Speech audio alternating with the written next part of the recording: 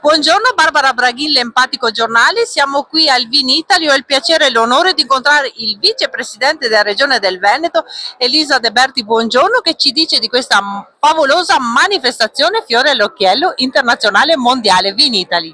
Beh, innanzitutto buongiorno a tutti, oggi è la giornata di apertura ma l'aria è davvero elettrizzante, c'è un entusiasmo pazzesco, tanta gente che gira per gli stand, tanti che vengono a visitare la Regione Veneto, perché comunque ricordiamoci che la Regione Veneto è la prima regione turistica a livello nazionale, una regione che ha tanto da dire in tema di vino ma anche in tema di cibo, e quindi io con le mie deleghe e con le mie funzioni in regione realizzo piste ciclabili per mettere in connessione, collegare tutti i territori per permettere ai tanti turisti, ai milioni di turisti che vengono in visita in Veneto di poter girare in modo sostenibile e poter visitare la nostra meravigliosa regione.